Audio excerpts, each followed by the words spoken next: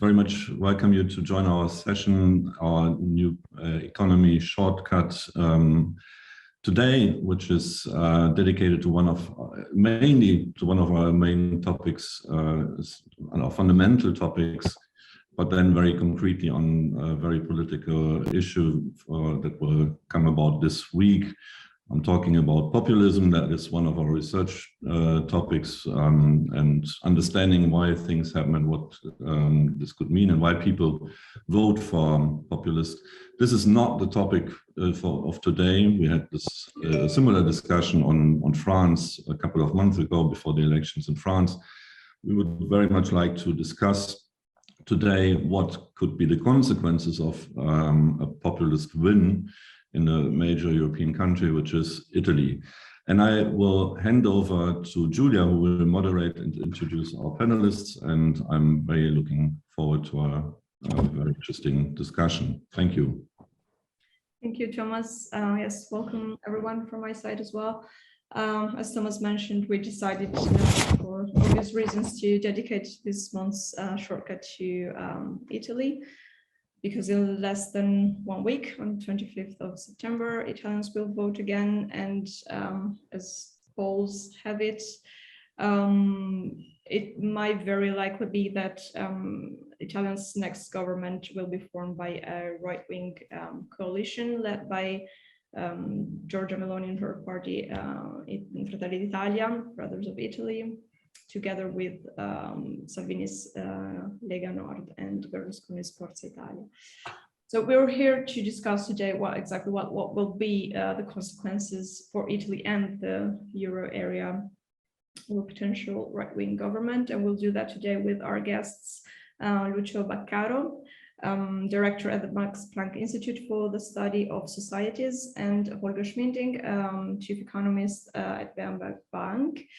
I welcome both of you. Thank you very much for accepting to come here today and discuss this with us. I'll give the word right away to Lucio Baccaro, who will give us a little overview of what's happening in Italy now, and then we'll go deeper into the questions of what will this exactly mean for Italy and the EU. Lucio, please. Okay, can you hear me? Yes. Okay, first of all, many thanks to Thomas and Julia for the invitation. It's a pleasure to be here. What I will do, I will start by giving a brief overview of the situation, at least as I see it. And let me remind everybody of what was the question that we're trying to address. What would a populist right-wing government mean for Italy and the euro? I would have something to say about the use of the term populist. I'm not really sure that Meloni's Fratelli d'Italia really counts as populist, at least if populist is anti-elite. But let's leave that aside for the time being. So the situation in Italy is as follows. This is a country that for 30 years has been in protracted economic stagnation. Why there is the stagnation? There are different views. I will tell you what is my view of this, and it is due to the failed integration into the European Monetary Union. The European Monetary Union is, in my view, a fairly dysfunctional economic architecture, but one that can work for some countries. So before the financial crisis, it allowed for two types of growth models, export-led and debt and construction-led, where export-led sees foreign demand as the main driver of growth, and it is epitomized by Germany.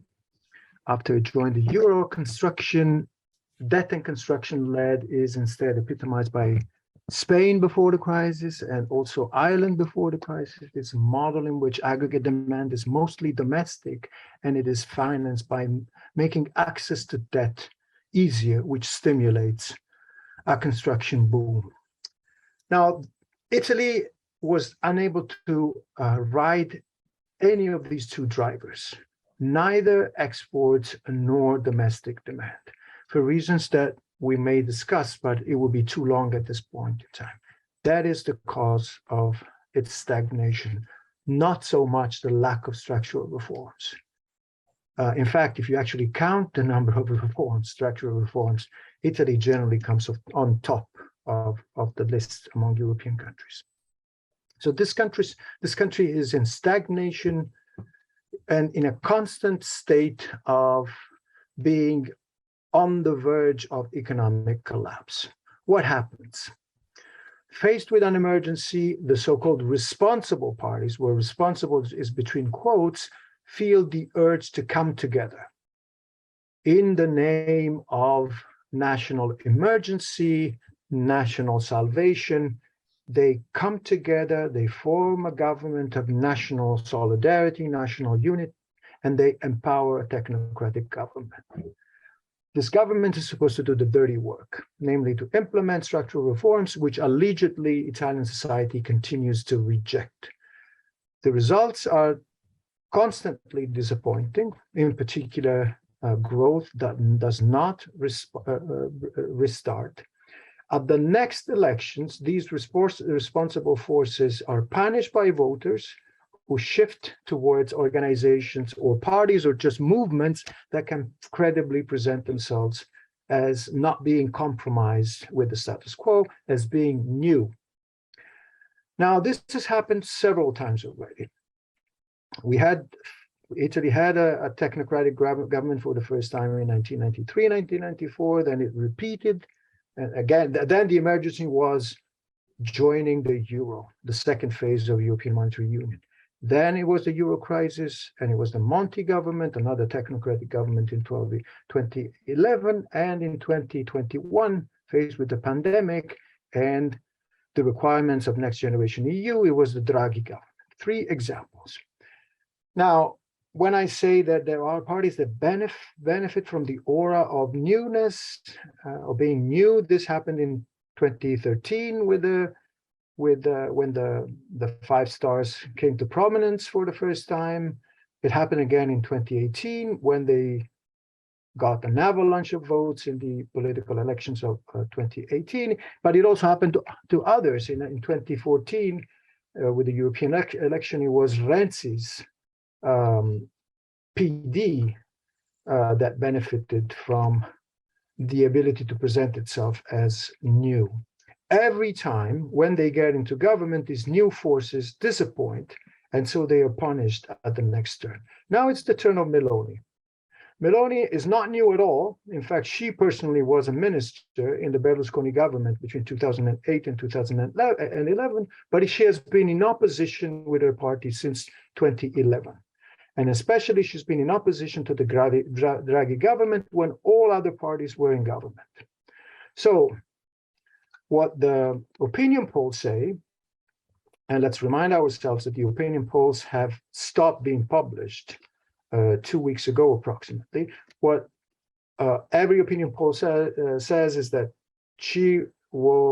her party will be the first party, she will get an avalanche of votes, and she's best positioned to lead the next government. Now, her electoral success comes at the expense of her allies, and in particular of the Lega. The Lega is actually declining and will probably lose in these elections.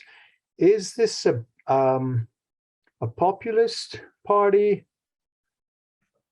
Not if this is an established party that has been there for a long time. So the definition of populism as being anti-elite, anti-establishment doesn't really apply neatly to this party, but it is definitely a party that capitalizes on its being uncompromised with the previous government. So I guess I would stop here and give the floor to Mr. Schmieding, whom I want to thank for the comments in advance. Well, thank you very much, and thanks to all of you to listen and for giving me the opportunity here to speak. First, let me set the stage with a few comments on the Italian economic outlook. Italy is, in a way, an accident waiting to happen from a European perspective. its debt, public debt, is very high, close to 140% of GDP, expected to go to 145% of GDP this year. Italy has, as we already heard, had very little economic growth. Actually, in the 20 years to the pandemic, productivity in Italy rose by a cumulative 4% labor productivity, whereas in the remainder of the Eurozone, it advanced by 22%. Italy is the laggard. And Italy on demographics does not look good. The OECD expects the Italian labor force of working age population, that is, to shrink by 12.5% from now until 2040. So fewer workers, and if Italy does in that situation not make much better use of its labor force by raising the employment rate and raising productivity, the question will always come back, is Italian public debt sustainable? At the moment, I would say it probably is sustainable, as long as the new Italian government does not say, oh, we'd like to get out of the euro and the EU, as long as any Italian government kind of abides by the conditions which are tied to the disbursement of European aid under the Next Generation EU program, for instance, as long as an Italian government more or less plays by the European rules, European institutions, including the European Central Bank, would support Italy against panic attacks of financial markets. Also, at the moment, Italy's debt service, more precisely, the interest payments on public debt relative to GDP, are just above 3%. That is not very high. It's a record low in Italy for the last 30 years plus, which means at the moment, Italy should not be a candidate for a debt crisis, but the long run outlook with dismal demographics, very low increases in labor productivity, if there are any increases at all, the long run outlook is very uncertain. And that's why I believe that Italy indeed does need supply side growth enhancing reforms, not any more short or medium term fiscal boost. I very much agree with what we heard from Mr. Baccaro on the politics, in the sense that Italian voters have often been disappointed over the last 20 years plus by whomever they perceive to represent the ruling elite, and happy to vote for newcomers. We could start with Berlusconi. We had Renzi. We had a government recently, 2018, where you could call them the combined populists of the left and right, of the Five Stars and of the Lega, jointly formed a government. Probably, in a way, the worst populist accident we had in the EU, in the sense that the populists from the right and the left joined forces. The result has always been that Italy did not dare to go very much against the European rules, and that as a result, the government more or less fell into line, never produced enough, in my view, structural pro-growth reforms that would have made a decisive difference. And as a result, Italy remained stuck in basically a low growth mode, and voters sometime thereafter were disappointed again. Judging by the election manifesto of the Fratelli d'Italia and of the joint manifesto of the three center-right populist parties that look set to form a new government, if opinion polls, the recent ones, are any guide, the election program does not look so scary that I would say Italy would head for a crisis. I'm not sure that it contains enough positive things to say that this government, that such a government would really promote Italian growth longer run. One point where I'm unsurprisingly, maybe for those who know me, don't fully agree with Mr. Baccaro is on structural reforms. I've witnessed in Germany how much the labor market and other reforms of 2003, 2004 turned Germany from an economy that was at that time performing for a while worse than Italy into the new growth engine. I have seen the strong gains in French employment, in French business startups that we have had, since Macron started as an economy minister with labor market reforms and then added reforms as a president to that. So my view remains that ultimately it's the long run supply side that matters for the growth outlook beyond the near term, and that Italy, judging by what I hear about the bureaucratic procedures that are still necessary, for instance, to get your UK driving license turned into an EU or Italian driving license in Milan, that these bureaucratic procedures are still such a put-off to foreign investment that I see it as the major impediment to the long-run prospects of Italian growth. And if and when Italy tackles these judicial and bureaucratic problems, then Italy can start to utilize its potential. Short of that, Italy probably would remain an underperforming economy, even if spending a bit more European and domestic money may, of course, make a short-term difference, as it currently actually is on the positive side under Draghi. So much from me as my intro statement. Thank you, Holger Schmieding. Let us go back a bit to the debt issue. So you seem to be somehow optimistic that Italy is at least not on the verge of a debt crisis. But investors seem not to be that optimistic as you are, especially now that the ECB has decided to halt their bond purchase program to increase interest rates. And now that the IMF said that Italy is one of the most vulnerable countries towards the energy price crisis. And we saw that at the end of August, hedge funds which have been profiting by betting against Italian debt since a couple of decades now, they placed the highest bet against Italian debt since 2008. So are those expectations motivated?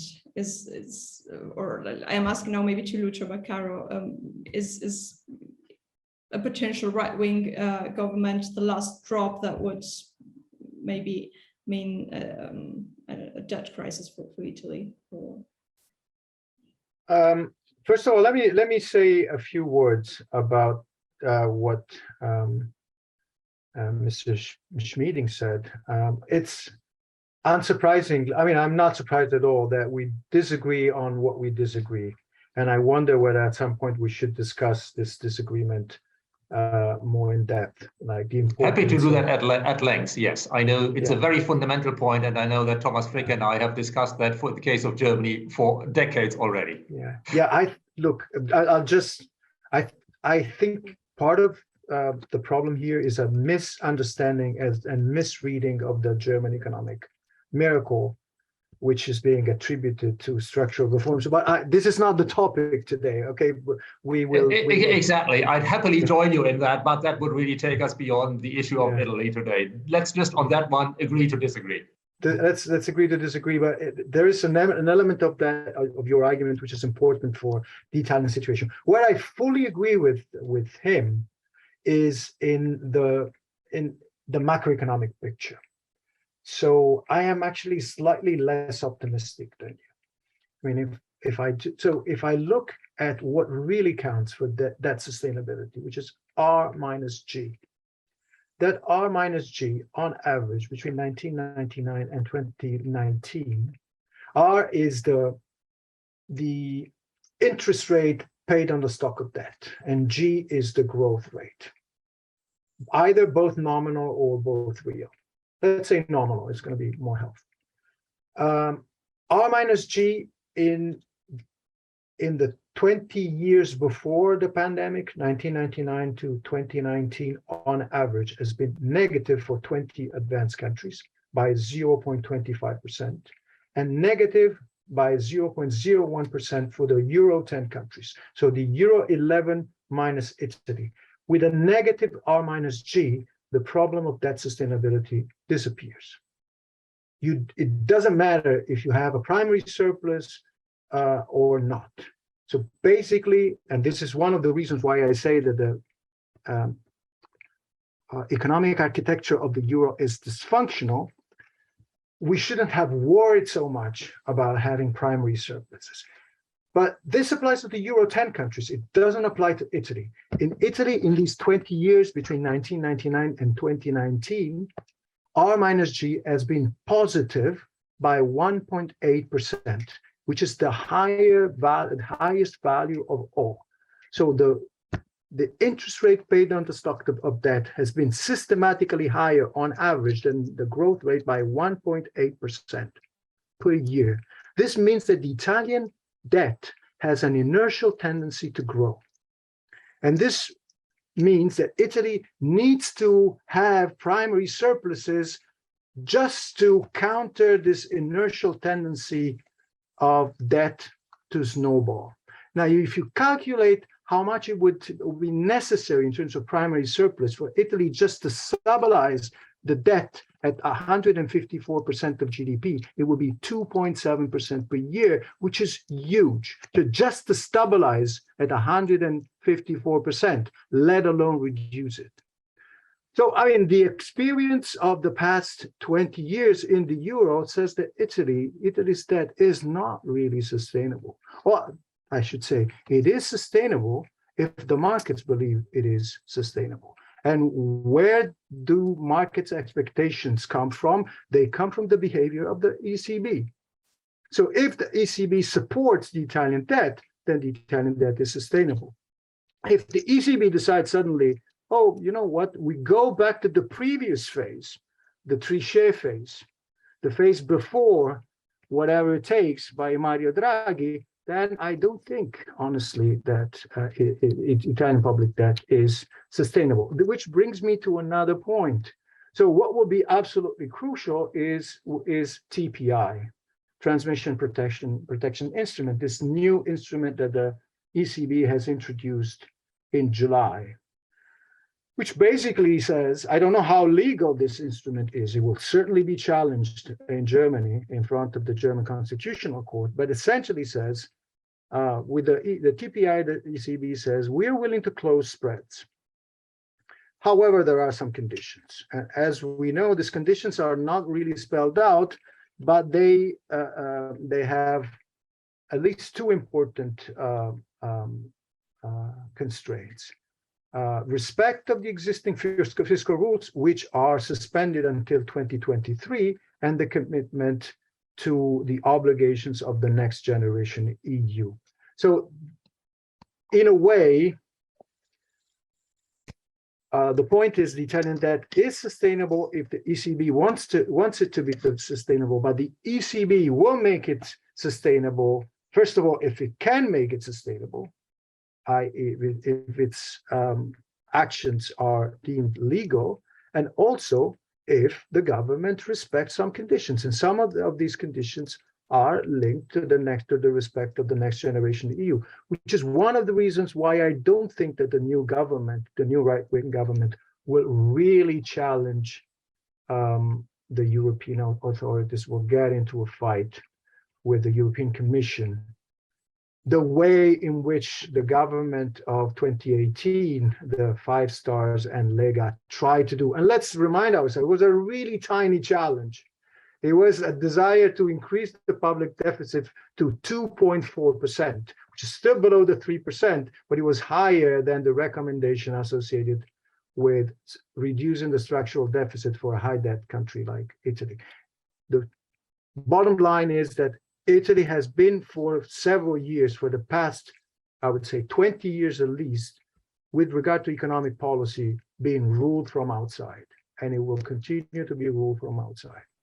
Differently from what you seem to believe, Mr. Schmieding, I think that this being ruled from outside is a total disaster, not just political. We seem to agree with that politically it leads to a succession of new parties, but also economically. And here we would have to discuss the role of structural reforms. But I would stop here and perhaps cede the floor to you. Okay, if I may make a few short comments on that. Indeed, R minus G, that is important. What Italy needs to work on is the G. If the growth improves, then also the risk premium in the R will come down. So that would be something that self-sustains it and in the improvement. That would be a virtuous circle. As to whether the debt is sustainable, yes, as long as markets believe it is, it is. If markets lose trust in it, the European Central Bank would have to intervene. The European Central Bank, roughly as you said, is ready to intervene as long as Italy meets conditions, which is indeed a reason why I also think that the new government, if it's the new government from the right, will not rock the boat too badly. Of course, I don't quite agree that Italy has been ruled in its economic policy from abroad. It has been constrained in its economic policy by markets, and then, of course, by the conditions that abroad would only help against markets if Italy meets conditions. But the lack of serious reforms, for instance, in streamlining the bureaucracy, the incomplete process of judicial reforms in Italy, the complex, you could say, voting systems that Renzi failed with its constitutional reform, the lack of further labor market and other reforms, that is nothing which outsiders have dictated. That is the result of the Italian political process. So I would say the long-run growth trend of Italy is not really shaped by outside forces. It is shaped by Italy to some extent, and of course with outside forces interacting with that. On the TPI of the ECB, I'd be very cautious. This is an instrument that is designed to be used during a market panic, as we briefly had in early June.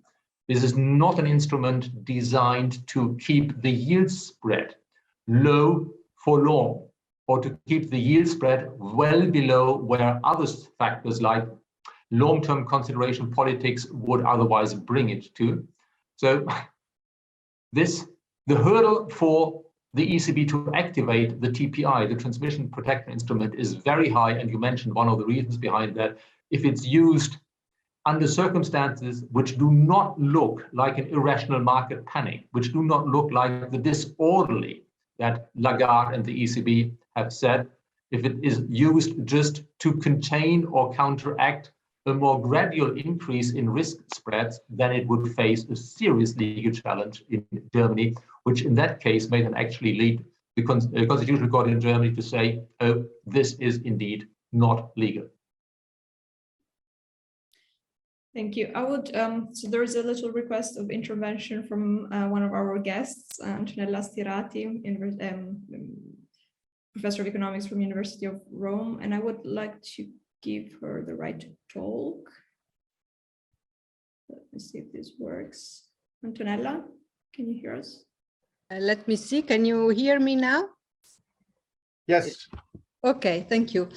So I agree that growth is the main problem for Italy, or one of the main problems. But I think that the perspective that European institutions and also many European politicians have about what determines growth is based on very old views in economics, which are not any longer, I would say, supported by empirical evidence. So I think we need to look at evidence and at results of scientific research to revise a little bit our ideas about what determines growth, and particularly about what is the effect of public budget policies on growth.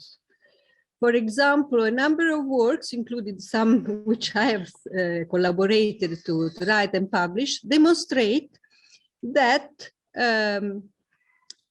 productivity increase is very much led by aggregate demand, that expansion of public spending as such has a positive effect on productivity growth in all sectors, including manufacturing. And the same goes, of course, for export growth. Similarly, there is a lot of literature showing that both austerity policies or expansions of public spending have persistent effect on GDP, employment, and productivity. And so there are a number of experts, including non-Italian ones, that interpret the long decline in in Italian economy as the result of persistently restrictive fiscal policies, particularly after 2008. And I would like to signal that after 2008, the rate of growth of public spending in the aggregate in France, Spain, Germany has been much, much stronger than in Italy.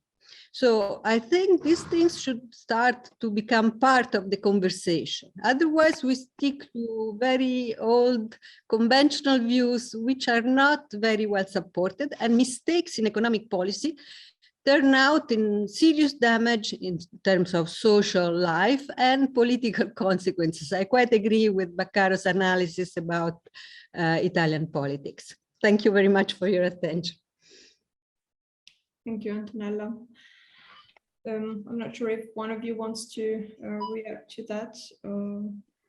I would just say, I would like to thank Antonella Stirati for basically making the argument that, for me, so that in a nutshell, growth is not. I mean, there's very little evidence that growth depends on supply side conditions, and even less evidence that structural reforms actually contribute to growth. There is none of this evidence. There have, recently have been published meta-analysis looking at this precisely. Growth is a function of aggregate demand, both in the short term and in the long term. And aggregate demand has an impact on productivity. I mean, we can spell out the mechanisms. The problem of Italy is indeed that it has lots of long-dated problems. For example, the bureaucracy. But these problems have become worse because aggregate demand in Italy has been so depressed. And the reason why it has been so depressed is that for 20 years, Italy has had to pull on the brake in order to make sure that it respected the Maastricht criteria, had sufficient primary surplus, which it has had for many years. So the example of bureaucracy, of course, the Italian bureaucracy is not efficient. Let me also add, since I work in Germany, that it's not much worse than the German bureaucracy, not much worse, as we saw during the pandemic. But the reason why the Italian bureaucracy has become actually less efficient than it actually was is because there are no investments. There have been blockages of new hiring. It's an old bureaucracy, old people, no competences, no skills, no investments. Public investments have been flat in Italy. They've also been flat in Germany, by the way. The reason why this works in Germany and it doesn't work in Italy is that Germany has had, before the war and the energy crisis, a very thriving foreign demand. Why it has had a very thriving foreign demand?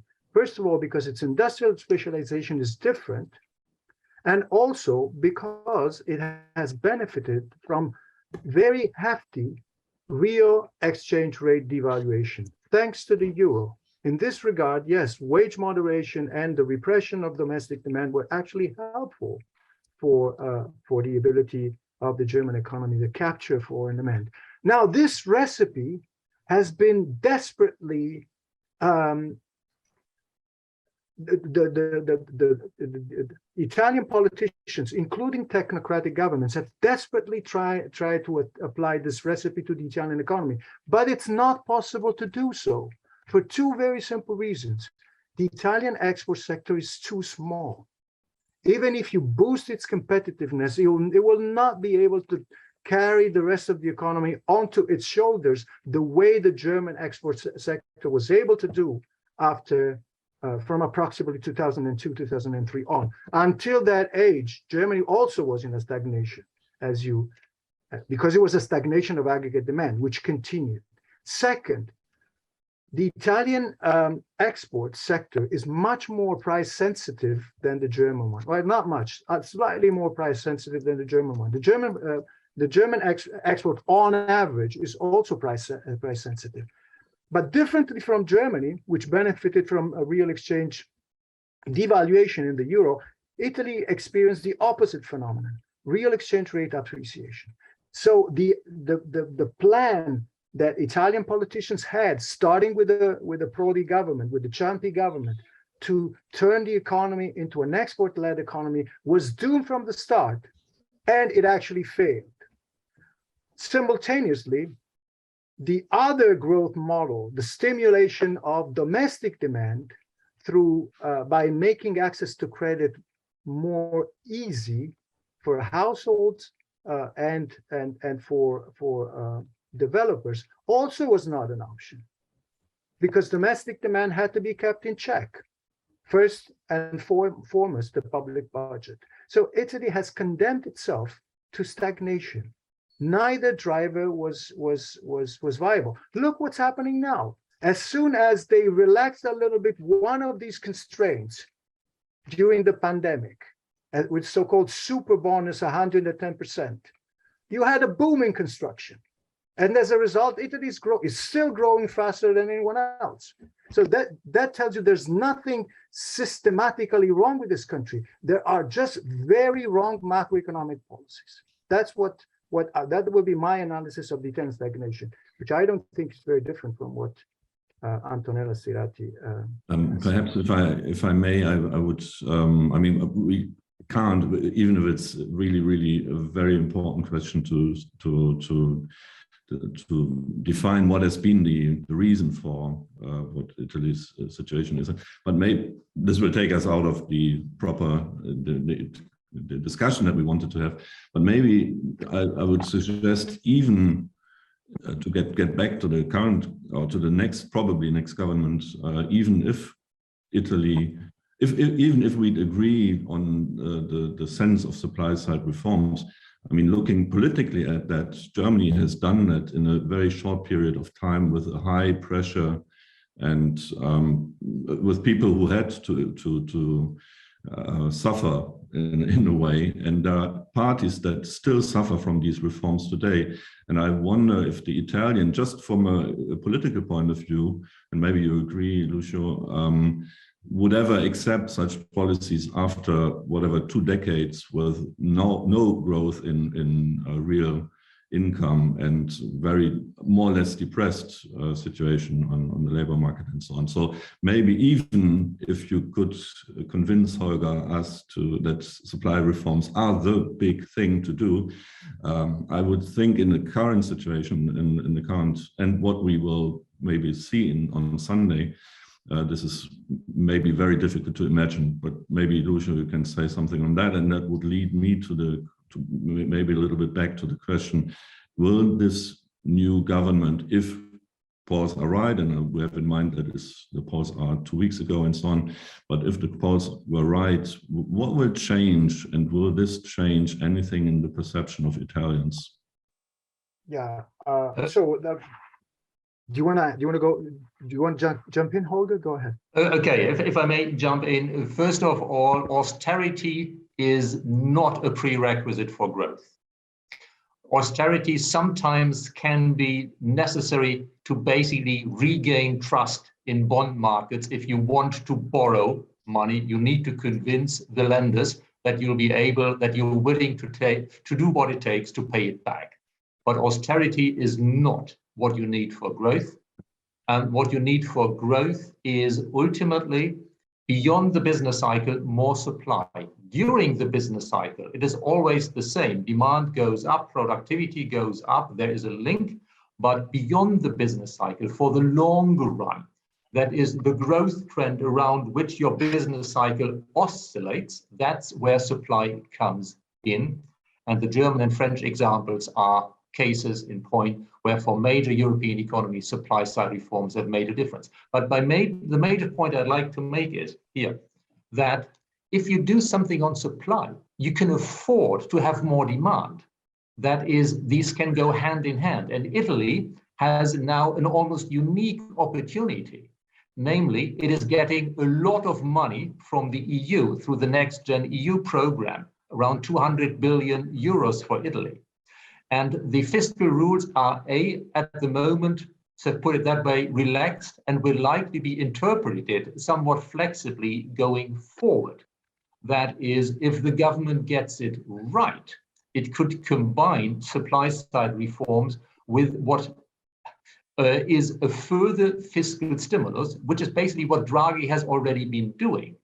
So the question to this government that comes in is, will they be able to deliver the combination of supply-side reforms with some further fiscal stimulus? If it's only fiscal stimulus, it will help for a little while, but not for long.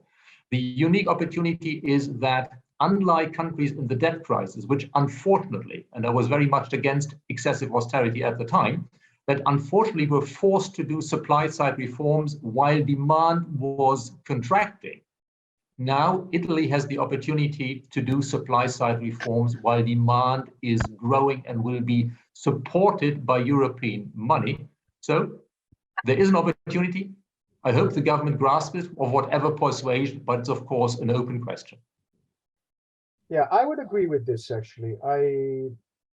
So first of all, I'd like to say that I'd like to take two things.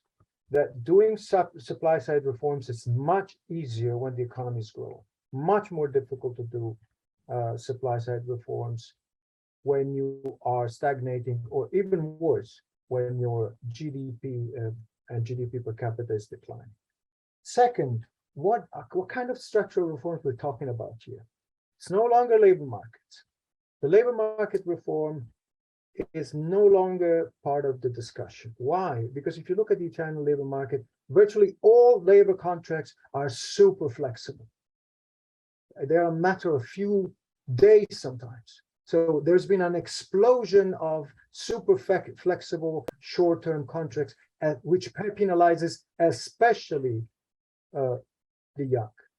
Okay, so I would not know anymore what else can be done on the labor market. And I've done a series of interviews with Italian politicians recently. That's no longer at the center of the reform agenda. The new structural reforms are so-called second generation structural reforms, public administration and the justice system. There I would agree. Yeah, things need to change. But if you look at the public administration, for example, is how to restart public investment, how you start hiring again, how you start replenishing the competences that these bureaucracies have lost, because they just got rid of people. They blocked all sorts of turnover. The reform of the justice system, it really depends on what you mean. So if you say you're talking about the reform of civil trials, then I'm all for it, because civil trials are important for business expectation. They have to be relatively short. But what they're actually reforming are penal trials.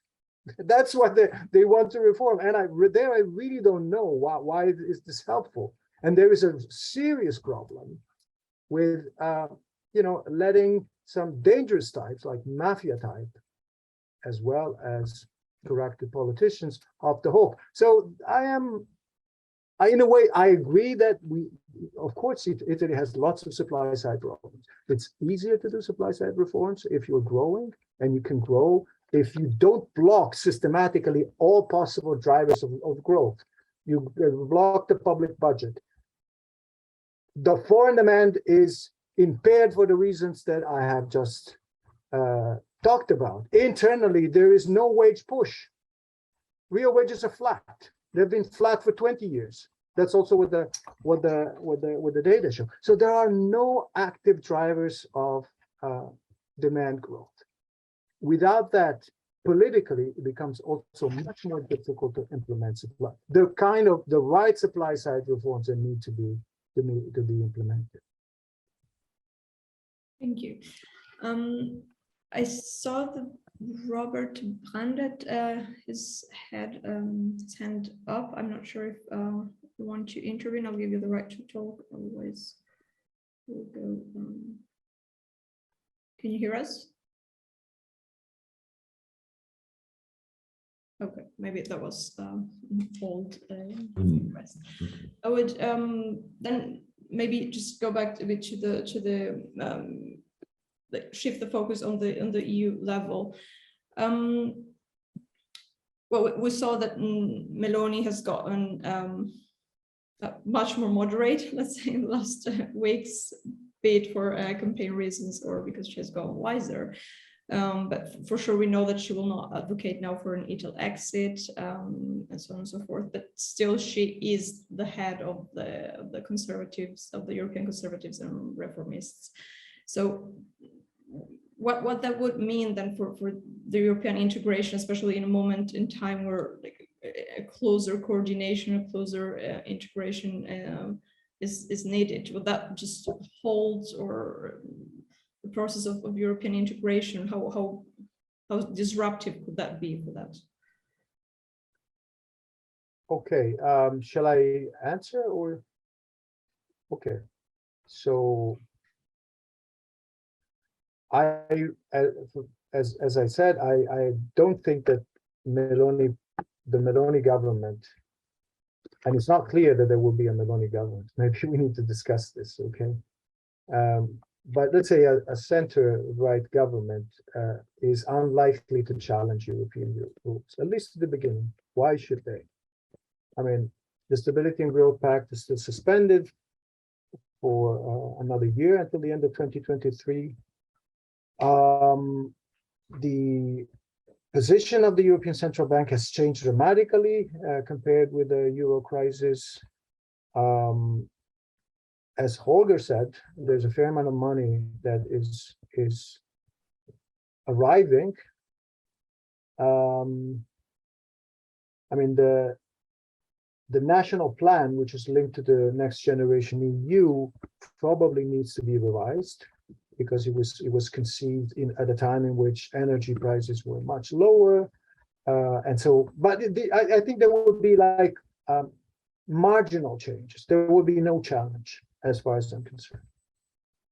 Now, if the going gets tough, I would expect this party and this government, despite what the leaders are saying now, to be much pushier than previous governments, which were electorally dominated by the Partito Democratico, the PD. I mean, the voters of Meloni, the voters of the Lega, in general, the voters of the center-right, are much more Eurosceptic than the voters of the center-left.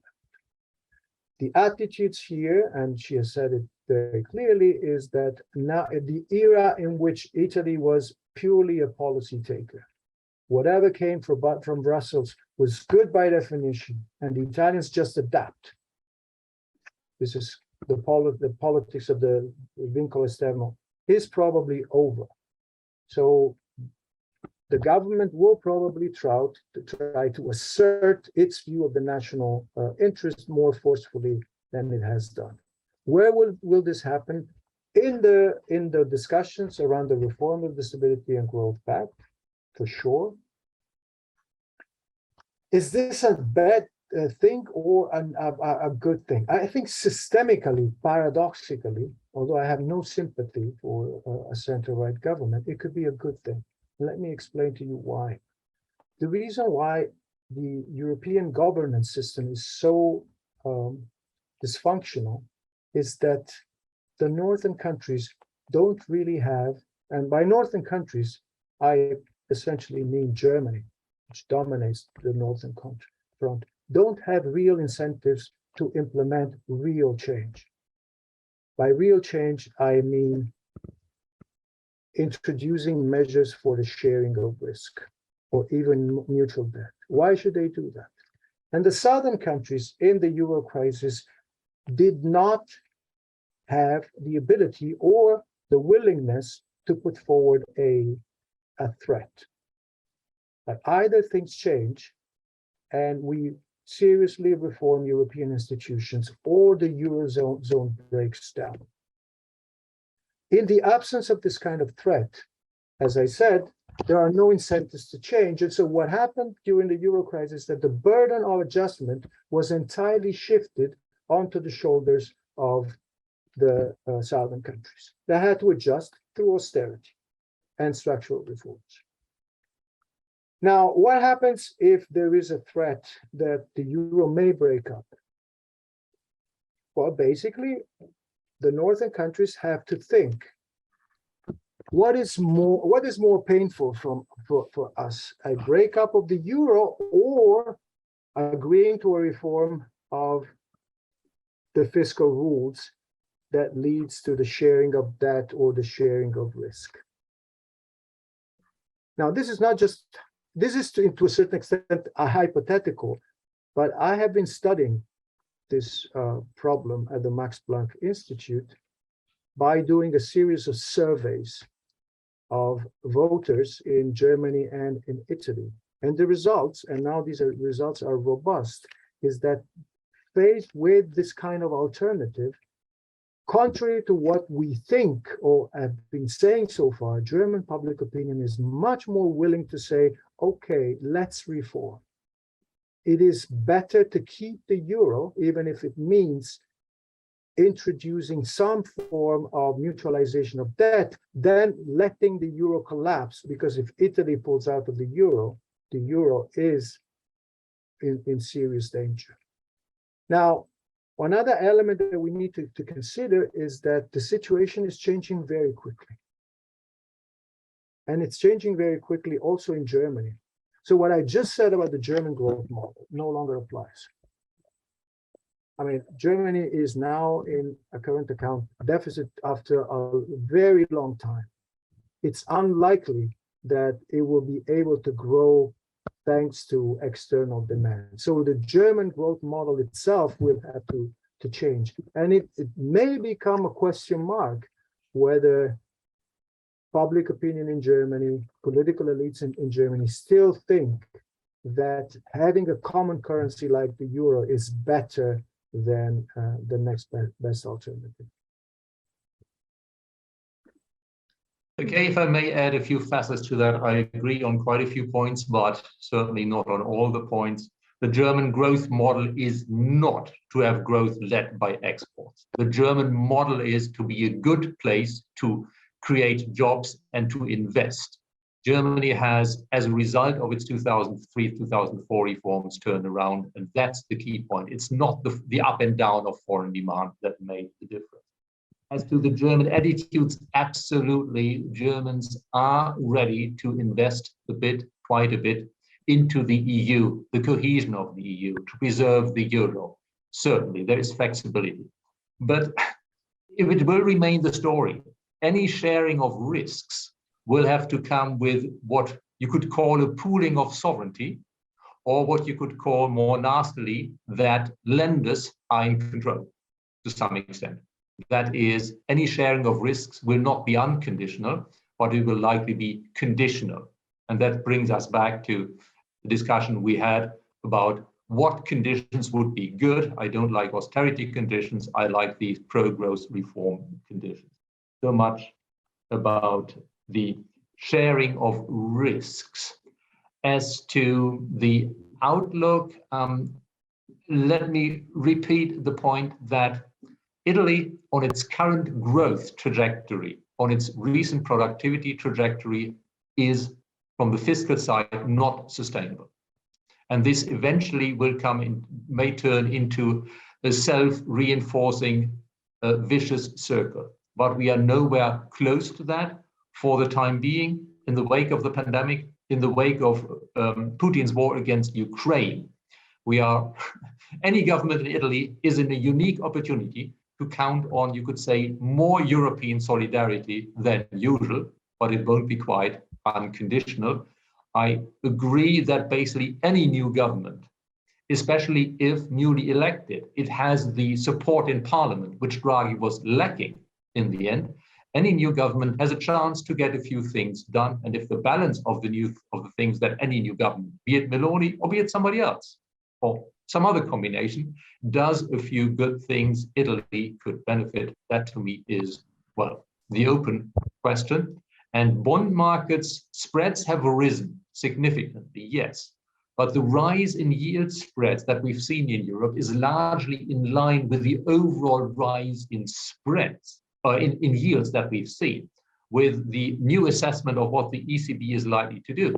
So at the moment, I actually don't see much of an Italian political risk premium in bond markets. And I think this is the right market assessment as long as the new government doesn't fully disappoint us and turns against Europe in a way that there would be less European solidarity with Italy, sort of as long as any new Italian government plays largely by the European rules, an Italian debt crisis should not be imminent.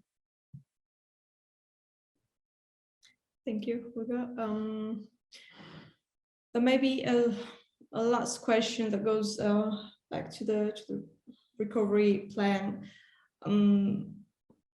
As we saw, like, I think we all agree that Meloni or the right-wing coalition will not endanger the implementation of the recovery plan, also because on that depends mainly their future success. But as we saw, they have demanded a sort of like adaptation of the requirements attached to it. And they may even be accepted because the situation has greatly changed.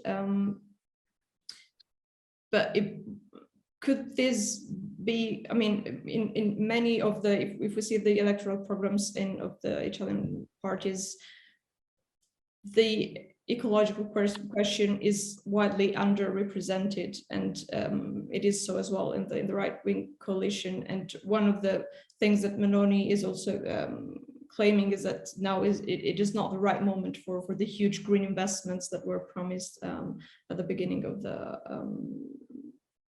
recovery plan. And this position is also endorsed by the biggest Italian business organization, by Confindustria, that the green investments need to be halted because it's simply not the right time for it, and the Italian industry is not ready for it. Will this be then a very like lost chance for those green investments? Shall I respond? Sure. Okay, so first of all, I'd like to say just one thing very briefly, and I don't think we have the time to fully discuss this. German growth between 1995 and 2007 is 85% accounted for by foreign demand. Yes, but that was the period of Germany's economic weakness. Yeah, well, in any case, it's clear that, well, you know, by 2004, German economy was already starting a boom. But there's no doubt that, and investments in Germany have been flat, not just the public investment, but also the private investments. To your question, so there's nothing special about Italy here. I mean, German industry is having the same reaction, as far as I can tell. We cannot afford a transition that is too fast. Unfortunately, we have to make this transition. I mean, the planet cannot wait. I am especially saddened when I see that the response to the energy crisis is to restart, reactivate, or increase the production of coal plants. That is disastrous for the environment. So we have to do that. How can we do that? I mean, the way we're trying to do it, namely to leave the solution of the problem to the private sector and perhaps help the private sector through public-private partnerships, does not work. We need a much more activist public sector, much more activist state. We need a state that takes charge of the green transition directly. How does it sit with budget rules? I'm not sure. This is another reason why I think these rules are quite dysfunctional. At some point, we will have to revisit them. We cannot afford not to invest in the green transition because there are these rules that, you know, impose fortunately, a good deal of the money for the green transition in the case of Italy and many other countries would come out of the EU budget. And on the green transition, my impression, Berlin and Brussels, is that yes, we may have to go a bit slower now as we have to survive this winter, the energy crisis. But as a payback, we will insist even more strongly thereafter on advancing the green transition. So I think net, the impact of the war will ultimately be a faster exit from fossil fuels than before, even if initially we have to get back into coal. I'm sorry, I'll have to leave for another occasion now. It's been a great pleasure. Thanks so much. And many issues I'd love to discuss in depth at some other occasion. Thank you. Thank you very much, Holger. It was a pleasure to discuss with you. Indeed, we reached our hour of discussion. Thank you both a lot. We addressed many questions. There are many more to address, especially if the prognosis next week then becomes clear that that we will have maybe a right-wing coalition. Let's see how that goes. Let's see how much it will last. The general feeling in Italy is that however it goes, maybe it will not last more than a year, because as we have been used to shorter executives. Thomas, Yes, thanks to both Lucio and Holger. We have a lot discussed on very much more principal economics question than on Ms. Meloni, but still we may come back to that in a time. And we have understood the main message that there will probably not be a very disruptive moment for the time being. Still, I mean, it's a big moment to have such a government with people who are really not really convinced by a lot of things that we used to do in liberal democracies. And there may be also, I don't know, Ms. Meloni, how much she will, if she is elected, live through their anti-German feelings and express them. We will see that, and we're happy to discuss again. I would just take the opportunity to say that we will have our next main New Paradigm workshop in about 2 weeks, exactly yesterday in 2 weeks, starting in today with people like Jörg Cookies, the chief economist from the Chancellery, and Danny Roderick and Jutta Almendinger and Jasmin Fahimi, on good jobs. And then we will talk a lot about Germany and about the US. Hope you will join and you're invited to do this. Thanks a lot. Bye-bye.